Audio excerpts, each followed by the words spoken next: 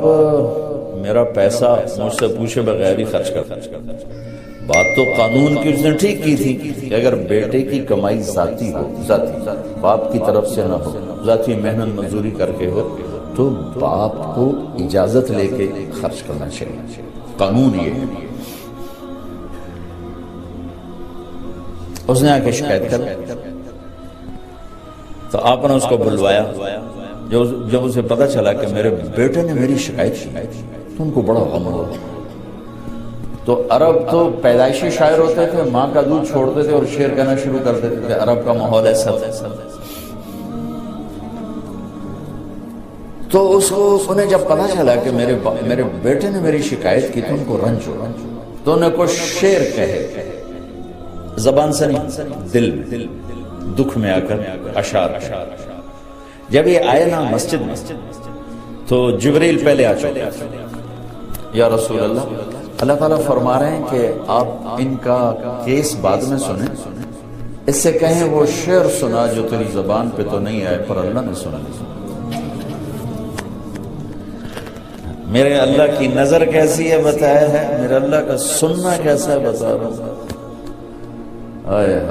تو آپ نے کہا اچھا بھائی تیرا معاملہ تو ہم سنتے ہیں، لیکن پہلے تو بتا کہ وہ کون سے اشعار ہیں جو تو نے دل ہی دل میں کہے، زبان پر نہیں ہے اور اللہ نے اسے عرشوں پر سنا ہے. وہ کہنے لگا یا رسول اللہ ہم تو پہلے ہی آپ پہ ایمان لائے ہیں، پر روز ہی ہمارا ایمان بڑھ جاتا ہے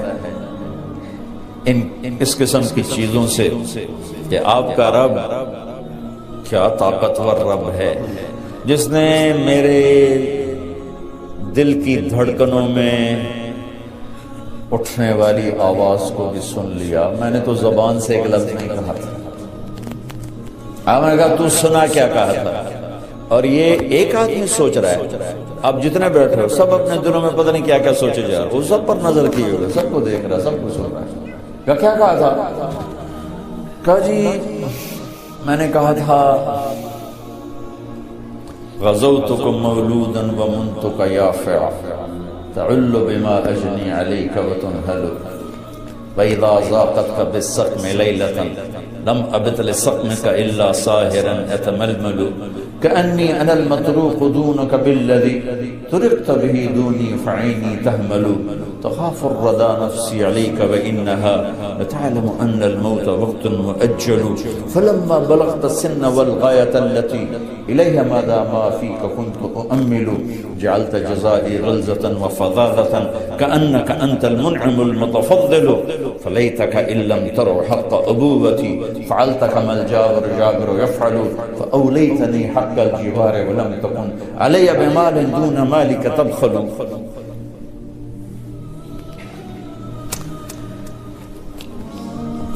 کیا کلام ہے، میں کہاں سے ترجمہ کروں. کہا بیٹا جس دن تو پیدا ہوا تھا نا اسی دن سے ہم نے اپنے لیے جینا چھوڑ دیا. ہائے ہائے ایک پیو دی فریاد سنا. بچے بھی بیٹھے ہو، پیو بھی بیٹھے ہو، والدین بھی ہیں، اولاد بھی ہیں. اولادوں کو پتہ نہیں ہوتا کہ ماں باپ کتنا دکھ اٹھاتے ہیں. بیٹا جس دن تو پیدا ہوا تھا ہم نے اسی دن اپنے لیے جینا چھوڑ دیا. ہم نے تیرے لیے جینا شروع کیا، تجھے راحت پہنچانے کے لیے تکلیفوں سے ٹکر لی، تجھے گرم رکھنے کے لیے سرد ہواؤں کے تھپیڑوں سے لڑا، تمہیں ٹھنڈک پہنچانے کے لیے تپتی ریت میں تپتی ہواؤں سے ٹکر لی، تجھے سلانے کے لیے ساری ساری رات جاگا، تجھے کھلانے کے لیے اپنا پیٹ کاٹا، تجھے خوش رکھنے کے لیے غموں کو سینے سے لگا لیا، تمہیں سکھ پہنچانے کے لیے دکھوں سے صلح کر کہ تو خوش رہے، تو خوش رہے. تیری خوشی دیکھنے کے لیے اپنے آپ کو مشقت کی چکی میں پیس کے رکھ. اور جب کبھی تو بیمار ہوتا تھا تو ساری رات تیرے سرانے گزر جاتی تھی. کبھی تیری ماں بیٹھی، کبھی تیرا باپ بیٹھا ہے کہ کہیں مر نہ جائے، کہیں مر نہ جائے.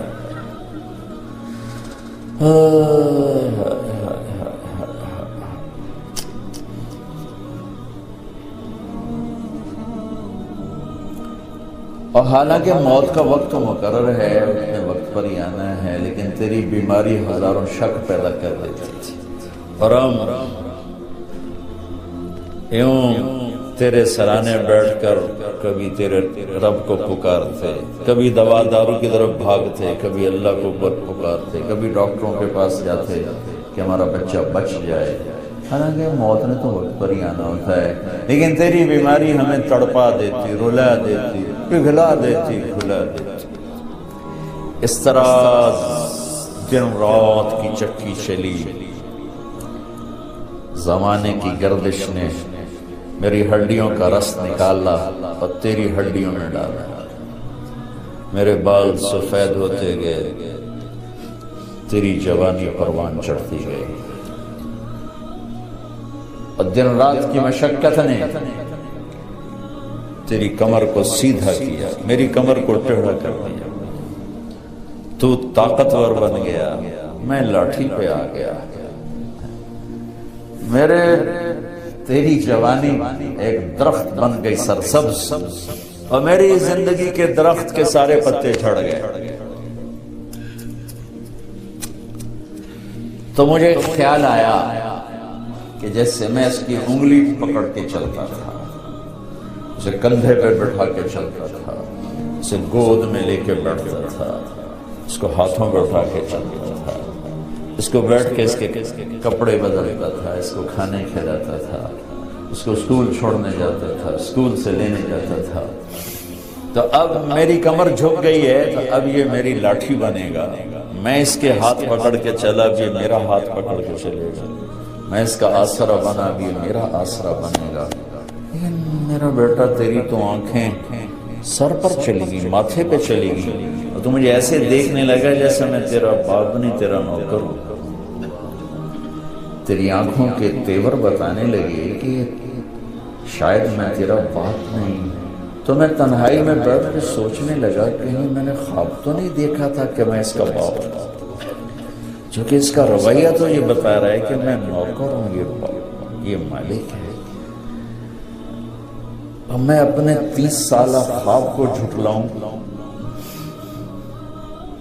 یا اس کو دیکھوں؟ تو پھر مجھے خیال آیا کہ ہاں واقعی یہ مالک ہے، میں نوکر ہوں، لیکن نوکروں کو بھی تو کوئی نہ کوئی پوچھ ہی لیتا ہے بیٹا، ارے مجھے نوکر سمجھ کے ہی پوچھ لیتی، مجھے پڑوسی سمجھ کے پوچھ لیتی، ایک پڑوسی سمجھ کر ہی میرا حال پوچھ لیتی، اور یوں اپنے پیسے کے بارے میں حساب کتاب نہ کرتے جیسے تو نے اللہ کے نبی کو حساب کتاب سنایا۔ میں ان اشعار میں اتنا درد ہے کہ میں جتنا بھی تعبیر لاؤں نا، میں اس کو ادھر شفٹ نہیں کر سکتا۔ آپ اس سے اندازہ لگاؤ جو میں بتانے لگا کہ اللہ کے نبی کا روتے روتے برا حال ہو اور داڑھی آنسو سے سر ہو گیا، اتنا روئے کہ داڑھی آنسو سے۔